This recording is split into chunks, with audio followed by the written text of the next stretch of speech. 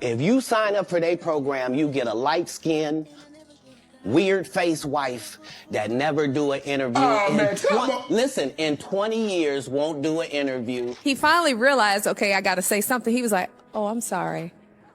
I don't know who this is, but I'm going to marry her. When you met Steve, he was already married. And you walk in late to his show. Late. You walked in late for a reason. For the attention, huh? Not even knowing you, he said, I'm gonna marry you. Girl, who you done call? Oshun? Ugly Fred Eye? So Steve Harvey decided it was bold enough to recycle some tired old insults aimed at Katt Williams once again. But now Katt's firing back, and this time he's putting Steve's wife Marjorie directly in the crosshairs. And honestly, his points are landing hard. According to Katt, Marjorie isn't just standing beside Steve, she's the one actually calling the shots. Katt claims she's the real puppet master, the one controlling everything behind the scenes, and that she even groomed her own daughter Lori to lock down wealthy men as a way to maintain their expensive lifestyle. Katt's theory goes deeper. He believes the only reason Steve keeps running his mouth about him publicly is because Marjorie keeps pushing him to do it.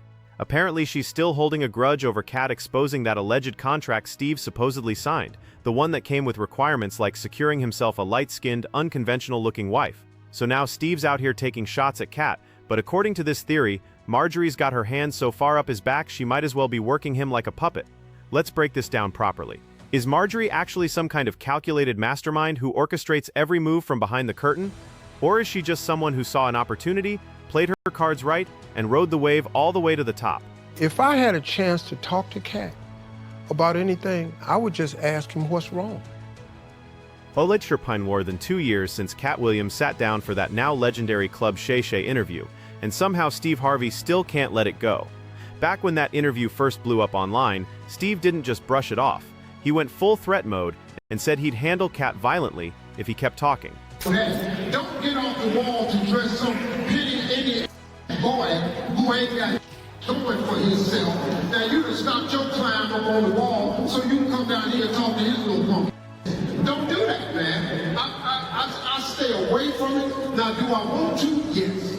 Because I'm a human being, and I'm human. I used to be a fighter, and I still got hands. They slow, but if you get up on it real slow, I can still knock you one. I just don't have the quickness out here, but I still know how to turn my hip and way, and I knock your shot out. I shoot your perm straight out your... Katt clearly struck a nerve with everything he said during that interview. But here we are, over 2 years removed from it, and Steve's still visibly bothered.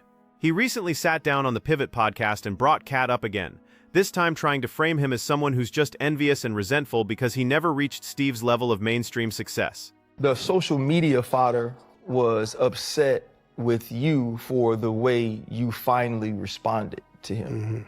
They said they felt like what he said about you was true because of the nature of your reaction. Oh, well, see, first of all, I ain't really good at social media, so I didn't even know that was out there. But they can, like, really kiss most of the corners of my ass. Just because a person sits on the show and don't hesitate or say or and speaks eloquently, that don't mean it's true.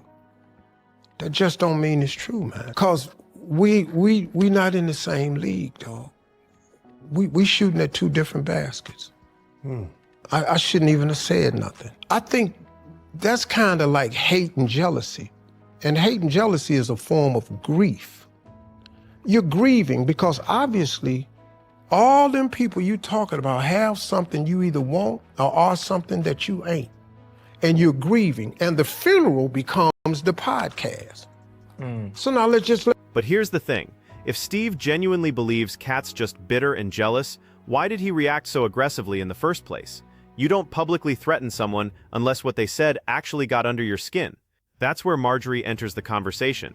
Sources close to the Harvey household are now saying it wasn't even Steve's idea to address Katt publicly or issue those threats. It was Marjorie who pushed him to respond. And the reason she allegedly wanted Steve to clap back so hard is because of what Katt said about Hollywood's so-called program. The one where comedians trying to break into the upper echelon have to play along with certain expectations, including marrying a light-skinned woman with unconventional features. If you sign up for their program, you get a light-skinned, weird face wife that never do an interview. Oh, man, come on. Listen, in 20 years won't do an interview. Nobody's ever talked to her, and that she's never been interviewed anywhere.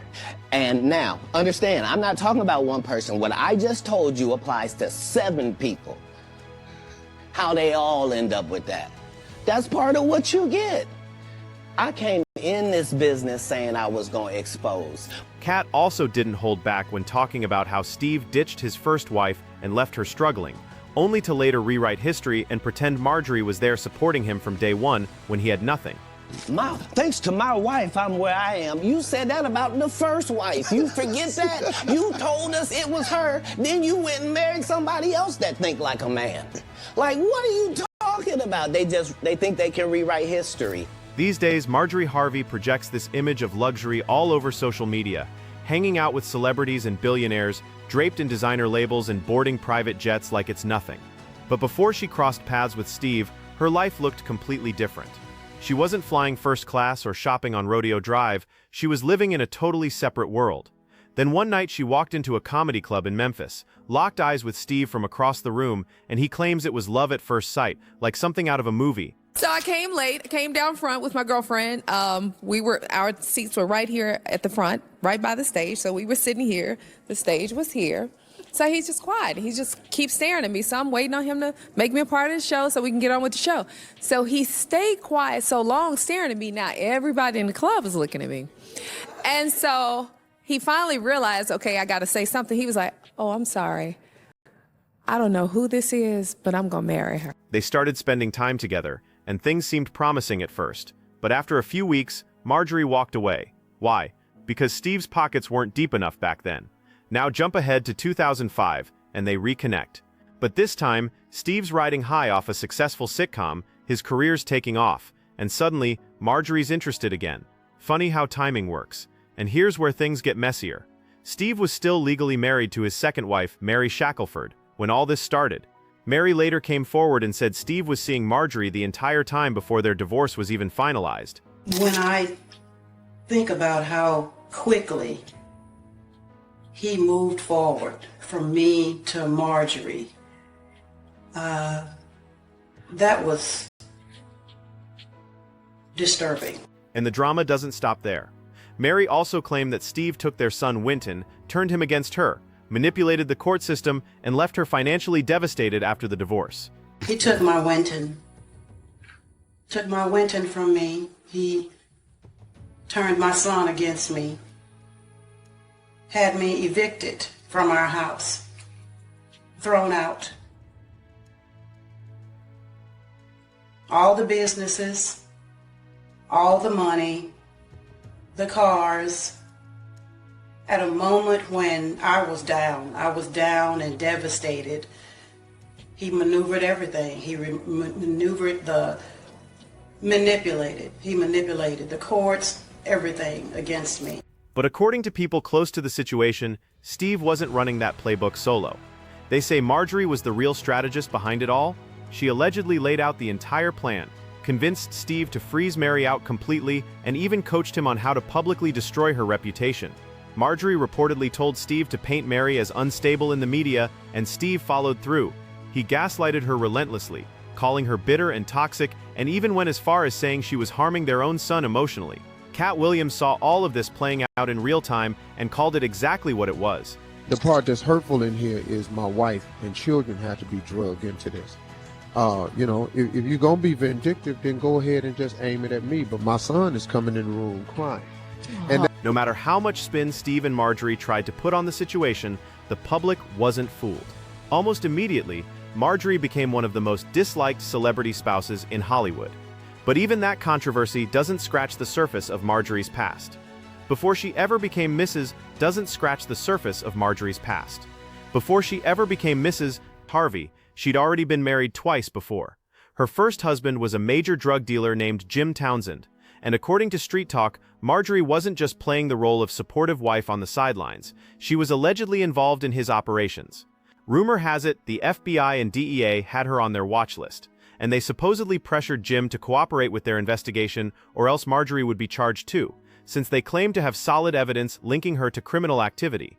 Jim eventually cooperated, but he still got hit with federal charges for attempting to purchase 40 kilos of cocaine. He was sentenced to life in prison and ended up serving 26 years before President Obama commuted his sentence in 2017. As for Marjorie, she was never charged with anything and walked away clean. She divorced Jim less than 5 years into his sentence and moved on. But here's where it gets even more twisted. Right after leaving Jim, Marjorie started a relationship with his cousin, a guy named Donald Woods, who was also in the drug game. Donald is actually Lori Harvey's biological father. Marjorie married Donald sometime in the early 2000s. Now, if you're trying to piece together the timeline, it's confusing on purpose, because Steve and Marjorie have always claimed they first met in the late 90s, dated briefly, then reconnected years later in 2005. If that's true, it means both of them were likely involved with other people during their so-called reconnection. Anyway, once Marjorie realized Steve's career was about to explode, she cut ties with Donald without hesitation. And what happened to him? Same story as her first husband. He got arrested, convicted, and only recently got released from prison.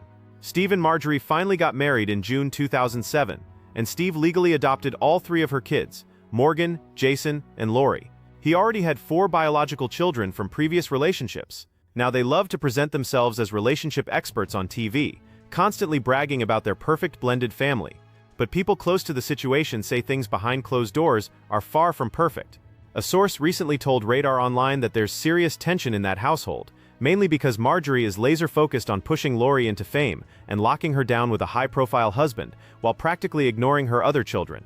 The same source said Marjorie runs everything in that house, and she's apparently the one coaching Lori on how to navigate relationships strategically. On top of that, word is Michael B. Jordan never felt comfortable around Marjorie. No matter what he did for Lori, it was never good enough in Marjorie's eyes. There are even rumors that Michael was ready to propose and asked Lori to sign a prenup, which is completely reasonable when you're worth tens of millions of dollars. But Marjorie shut that down fast. She supposedly doesn't believe in prenups. Pretty convenient stance for someone whose entire lifestyle has been funded by other people's money. So Marjorie allegedly convinced Lori to end things with Michael and move on to the next wealthy option. Katt didn't just throw shade, he held up a mirror. Marjorie isn't some self-made mogul or classy queen. She's a strategic operator who built her entire existence on timing, positioning, and men with resources. And when Katt exposed that reality, it wasn't just an insult, it was the truth being said out loud. He pulled back the curtain, called out the manipulation, and made it crystal clear that Steve isn't the one in control, he's being controlled. After everything we just covered, the kingpin husbands, the federal investigations, the ex-wives left in the dust, the court manipulation, and Marjorie somehow skating through all of it without a scratch, do you really believe Steve is running anything in that marriage? Or is he just another man? Marjorie learned how to manage. And what do you think about Katt's whole theory that comedians have to sign invisible contracts that come with specific requirements, including marrying a light-skinned wife? Let us know what you think in the comments, and make sure you check out the next video.